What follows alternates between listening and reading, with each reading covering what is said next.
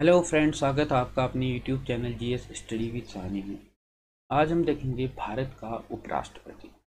जो भारत में उपराष्ट्रपति का पद है वह हमारे संविधान में भाग 5 अनुच्छेद 63 से लेके 69 तक इसका वर्णन किया गया है।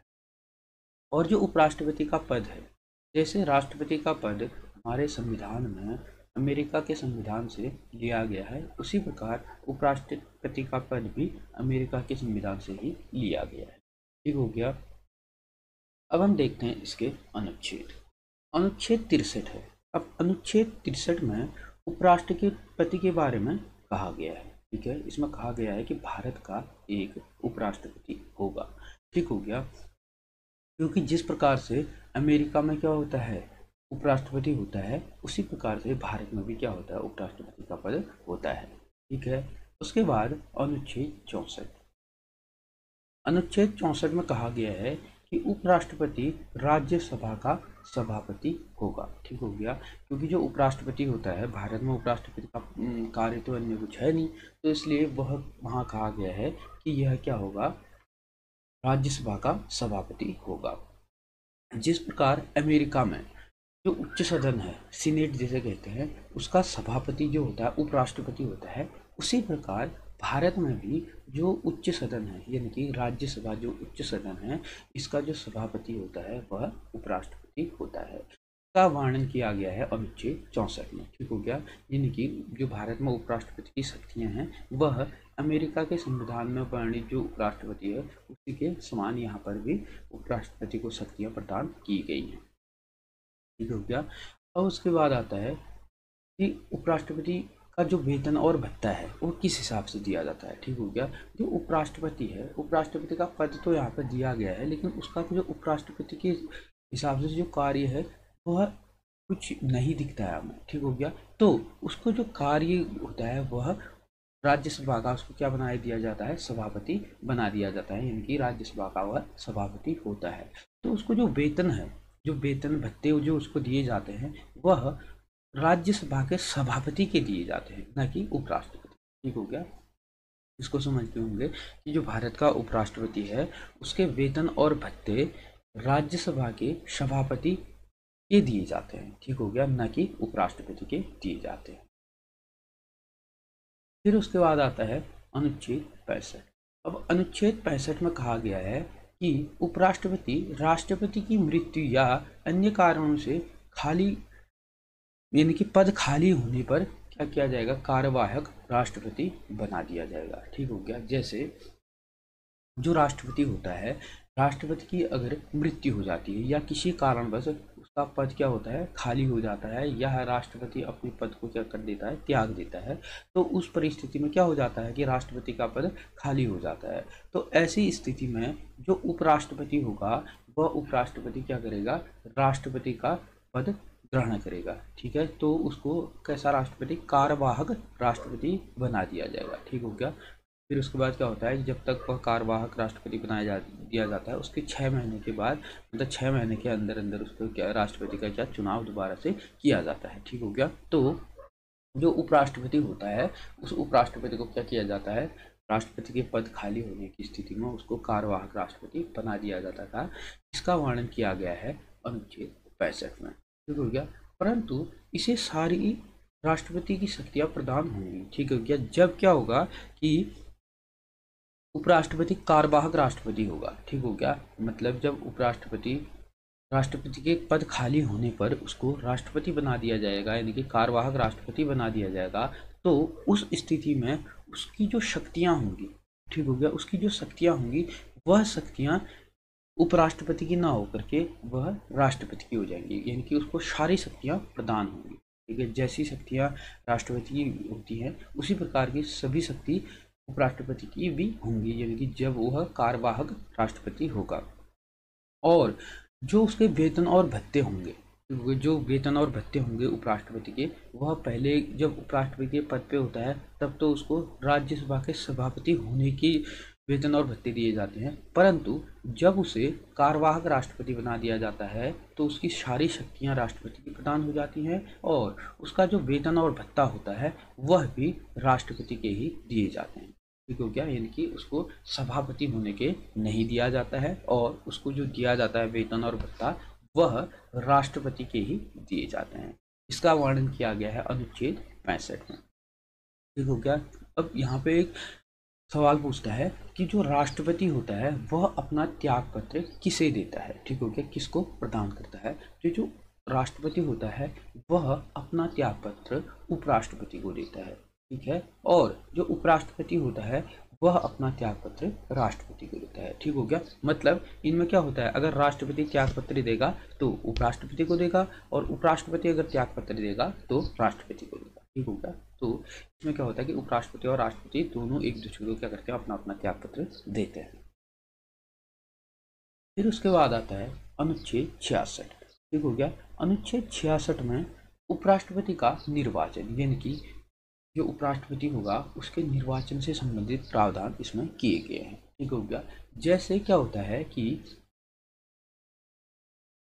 जैसे राष्ट्रपति का निर्वाचन होता है एकल संक्रमणीय मत पद्धति के द्वारा, जैसे राष्ट्रपति का निर्वाचन होता है उसी प्रकार उपराष्ट्रपति का भी निर्वाचन होता है। ठीक हो गया, तो इसमें जो चुनाव में भाग लेते हैं, जैसे राष्ट्रपति के चुनाव में हमने देखा था कि लोकसभा, राज्यसभा और विधानसभा, ठीक हो गया, के सदस्य इसमें क्या करते हैं, भाग लेते थे। ठीक है, किसमें, राष्ट्रपति के चुनाव में। परंतु जो उपराष्ट्रपति का चुनाव होता है, उपराष्ट्रपति के चुनाव में कौन कौन लेते हैं, संसद, यानी कि संसद के सदस्य, संसद बोले तो लोकसभा और राज्यसभा के सदस्य भाग लेते हैं, और इसके मनोनीत सदस्य भी इसमें भाग लेते हैं। जो राज्यसभा में राष्ट्रपति के द्वारा 12 सदस्यों को मनोनीत किया जाता है, ये मनोनीत सदस्य भी क्या करते हैं, उपराष्ट्रपति के चुनाव में भाग लेते हैं, लेकिन राज्य विधानसभा के जो सदस्य होते हैं यह इसमें भाग नहीं लेते हैं। ठीक हो गया, अब इसको समझ लीजिएगा। राष्ट्रपति के चुनाव में भाग लेने की बात आएगी तो कौन कौन लेंगे, लोकसभा और राज्यसभा, और राज्य के विधानसभा, यानी कि जैसे दिल्ली और पुडुचेरी की भी विधानसभा के सदस्य, यानी कि निर्वाचित सदस्य। ठीक हो गया, निर्वाचित सदस्य में क्या करेंगे, राष्ट्रपति के चुनाव में भाग लेंगे। परंतु जब उपराष्ट्रपति का चुनाव होता है इसमें राज्य विधानसभा के सदस्य भाग नहीं लेंगे। ठीक हो गया, और संसद के दोनों सदन, यानी कि लोकसभा और राज्यसभा के निर्वाचित सदस्य प्लस मनोनीत सदस्य, निर्वाचित और मनोनीत दोनों उपराष्ट्रपति के चुनाव में भाग लेते हैं, परंतु जो मनोनीत सदस्य होते हैं यह राष्ट्रपति के चुनाव में भाग नहीं लेते हैं। ठीक है, यह समझ गए होंगे। ठीक हो गया, मतलब राज्यसभा और लोकसभा के सदस्य लेंगे उपराष्ट्रपति के चुनाव में भाग, और मनोनीत सदस्य भी भाग लेंगे, क्योंकि मनोनीत सदस्य राष्ट्रपति के द्वारा क्या किए जाते हैं, चुने जाते हैं। ठीक हो गया, अब उसकी हम योग्यताएं देखते हैं, यानी कि उसका निर्वाचन और योग्यता से संबंधित अनुच्छेद 66 में बताया गया है। तो जो इसकी योग्यताएं हैं वह क्या क्या इसकी होनी चाहिए। पहले तो वह भारत का नागरिक होना चाहिए। ठीक हो गया, अब नागरिक कैसे होता है यह हमने भाग 2 में पढ़ लिया था। ठीक हो गया, कि भारत में नागरिक बनने के लिए क्या क्या शर्तें होनी चाहिए। ठीक हो गया, तो उन शर्तों के अनुसार जो उपराष्ट्रपति है इसको भारत का क्या होना चाहिए, नागरिक होना चाहिए। दूसरी चीज़ है उसकी उम्र 35 वर्ष होनी चाहिए, यानी कि वह 35 वर्ष का होना चाहिए, 35 वर्ष उसने पूर्ण कर लिया होना चाहिए। ठीक हो गया, और तीसरी चीज़ है उसके पास 15,000 रुपये जमानत राशि होनी चाहिए। ठीक हो गया, क्योंकि ये हमने देखा था राष्ट्रपति में भी और उपराष्ट्रपति का भी सेम रहता है, यानी कि भारत का नागरिक होगा, 35 वर्ष की आयु पूर्ण कर चुका होगा, और 15,000 रुपये उसके बाद जमानत राशि होगी। जो जमानत राशि के तौर पे क्या होता है, क्या कहते हैं, जब वह इलेक्शन कमीशन में निर्वाचन के लिए जाता है तो उस टाइम पे उसको यह जमानत राशि जमा करनी होती है। ठीक हो गया, और दूसरी चीज़ आती है फिर कि उसके पास 20 प्रस्तावक और 20 अनुमोदक होने चाहिए। ठीक हो गया, जैसे राष्ट्रपति में हमने देखा था कि 50 प्रस्तावक और 50 अनुमोदक होने चाहिए। ठीक हो गया, यानी कि लोकसभा और राज्यसभा में से किसी भी सदन से यह हो सकते हैं, और जो अनुमोदक और प्रस्तावक होंगे वह एक ही नहीं होंगे, यह क्या होंगे, अलग अलग होंगे। ठीक हो गया, यानी कि 20 जो होंगे, जो 20 प्रस्तावक होंगे वही 20 अनुमोदक नहीं होंगे। जो अनुमोदक होंगे वह अलग होंगे और जो प्रस्तावक होंगे वह अलग होंगे। ठीक हो गया, अब राष्ट्रपति और उपराष्ट्रपति का पद इतना सम्मानित है, तो अब हमारा संविधान कहता है कि हाँ, कोई भी व्यक्ति चुनाव में भाग ले सकता है, यानी कि निर्वाचन में भाग ले सकता है। ठीक हो गया, यानी कि वह किसी भी चुनाव में खड़ा हो सकता है। परंतु अब राष्ट्रपति और उपराष्ट्रपति का पद इतना सम्मानित पद है कि कोई भी व्यक्ति इसमें भाग ले तो सकता है, परंतु उसके लिए ऐसी कंडीशन दी गई हैं कि आपके पास जो लोकसभा और राज्यसभा है, इसमें से अगर राष्ट्रपति होगा तो उसके पास 50 प्रस्तावक 50 अनुमोदक होने चाहिए, और उपराष्ट्रपति होगा तो उसके पास 20 प्रस्तावक और 20 अनुमोदक होने चाहिए। तब जा करके आप क्या कर सकते हैं, इस निर्वाचन में भाग ले सकते हैं। ठीक हो गया। फिर उसके बाद आता है लोकसभा की सदस्यता, यानी कि लोकसभा और राज्यसभा में से किसी भी सदन का वह सदस्य नहीं होना चाहिए। ठीक हो गया, यानी कि अगर लोकसभा और राज्यसभा में से किसी भी सदन का सदस्य है तो उसको इस सदन से क्या करना पड़ेगा, त्यागपत्र देना पड़ेगा, तब जाकर के वह इस चुनाव में खड़ा हो सकता है। उसके बाद आता है कि वह पागल या दिवालिया ना हो। ठीक हो गया, यानी कि दिवालिया और पागल की स्थिति में उसकी ना हो। और फिर उसके बाद आता है कि वह किसी लाभ के पद में नहीं होना चाहिए, यानी कि किसी भी सरकारी विभाग में, यानी कि सरकारी नौकरी में वह नहीं होना चाहिए। ठीक हो गया। यह कंडीशन जब होंगी तब जा करके आप किसी भी चुनाव, यानी कि राष्ट्रपति के चुनाव या उपराष्ट्रपति के चुनाव में खड़ा हो सकता है। ठीक हो गया, कोई भी व्यक्ति इस हिसाब, जब यह उसके पास कंडीशन होंगी, यानी कि इन चीज़ों को फुलफिल कर रहा होगा, तब जा करके उसको राष्ट्रपति या उपराष्ट्रपति के चुनाव में खड़ा होने की शर्त प्राप्त है। ठीक हो गया। फिर उसके बाद आता है अनुच्छेद 67। ठीक हो गया, अनुच्छेद 67 में कहा गया है कि उपराष्ट्रपति का कार्यकाल, यानी उसकी पदावधि। ठीक हो गया, पदावधि होगी, यहाँ पदावधि होगी, पदावधि हो गया, यानी कि उसकी जो पदावधि होगी, कब कब, यानी कि पहले तो वह का जो कार्यकाल होगा वह 5 वर्ष का होगा। ठीक हो गया, जैसे राष्ट्रपति का कार्यकाल 5 वर्ष का होता है, उसी प्रकार उपराष्ट्रपति का भी कार्यकाल कितने वर्ष का होता है, 5 वर्ष का होता है। फिर उसके बाद आता है उपराष्ट्रपति पर भी महाभियोग प्रक्रिया शुरू की जाती है। ठीक हो गया, यानी कि जैसे राष्ट्रपति पर महाभियोग लगता है, उसी प्रकार उपराष्ट्रपति पर भी महाभियोग प्रक्रिया शुरू की जा सकती है, यानी कि महाभियोग लगता है। ठीक है। अब कंडीशन ये है कि जैसे राष्ट्रपति पर महाभियोग जो लगता है वह संसद के किसी भी सदन में, संसद के किसी भी सदन बोले तो लोकसभा LS और राज्यसभा RS। ठीक होगा, लोकसभा और राज्यसभा में से किसी भी सदन में प्रस्ताव लाया जा सकता है राष्ट्रपति के लिए। ठीक हो गया, अगर राष्ट्रपति के लिए महाभियोग प्रक्रिया शुरू करनी है तो लोकसभा या राज्यसभा में से किसी भी एक सदन में यह प्रस्ताव लाया जा सकता है। ठीक हो गया, परंतु उपराष्ट्रपति के लिए ऐसा नहीं है।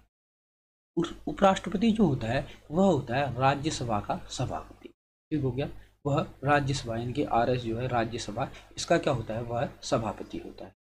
तो अगर राज्यसभा का वह सभापति होता है तो जो उस पर महाभियोग लगेगा, यह महाभियोग जो प्रक्रिया लगेगी वह सबसे पहले कहाँ पर लाई जाएगी, राज्यसभा में लाएगी। ठीक हो गया, यानी कि उपराष्ट्रपति पर महाभियोग प्रक्रिया जब शुरू होगी, ठीक हो गया, तो यह सबसे पहले कहाँ पर लाया जाएगा, राज्यसभा में लाया जाएगा। और राज्यसभा में इसको लाने के लिए कितने सदस्य, 1/4 सदस्य होने चाहिए। ठीक हो गया, अगर महाभियोग का प्रस्ताव राज्यसभा में उपराष्ट्रपति के लिए लाया जा रहा है तो 1/4 सदस्य, ठीक हो गया, 1/4 सदस्यों के द्वारा लाया जाएगा। ठीक हो गया, तब जा करके वह प्रस्ताव स्वीकार किया जाएगा राज्यसभा।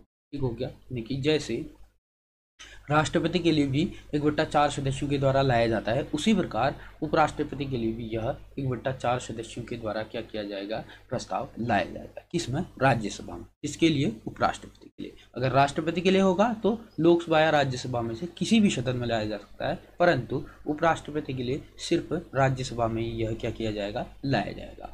और लाने के लिए 1/4 सदस्यों के द्वारा क्या किया जाएगा, इसको लाया जाएगा।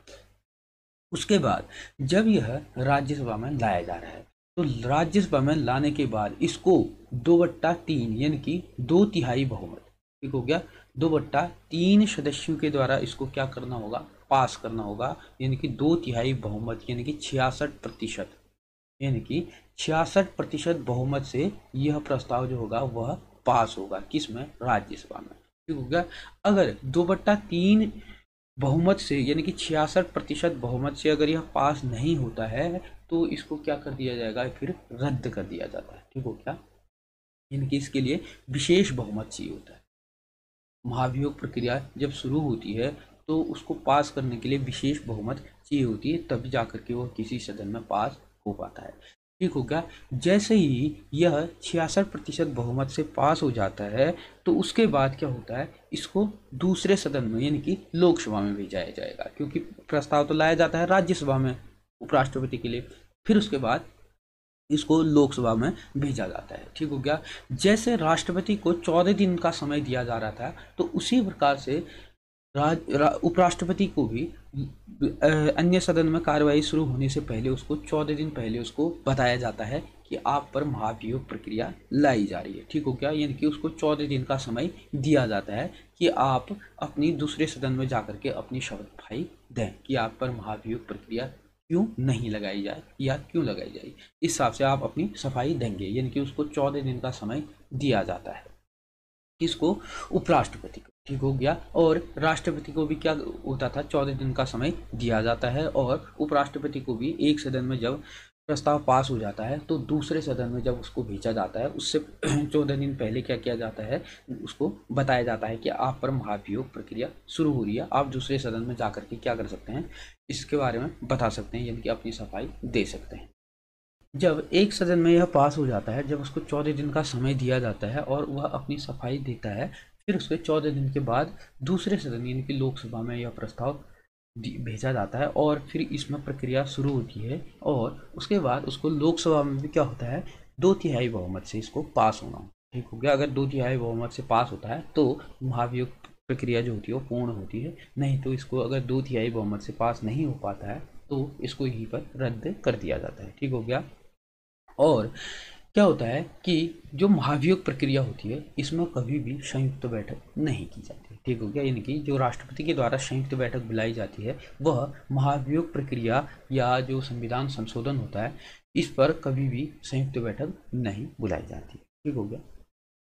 फिर उसके बाद आता है कि अनुच्छेद 68। अनुच्छेद 68 में है कि पद रिक्त को चुनाव से भरने का समय, यानी कि जब उपराष्ट्रपति का पद रिक्त हो जाता है, यानी कि जैसे राष्ट्रपति का पद रिक्त होकर के उपराष्ट्रपति क्या करता है, राष्ट्रपति बन जाता है कार्यवाहक, तो उसका क्या होता है कि पद रिक्त हो जाता है या वह अपना त्याग पत्र देता है या उसकी मृत्यु हो जाती है, किसी भी कारण से क्या हो जाता है उसका पद रिक्त हो जाता है, तो चुनाव के द्वारा फिर उसके बाद क्या किया जाएगा, यथाशीघ्र।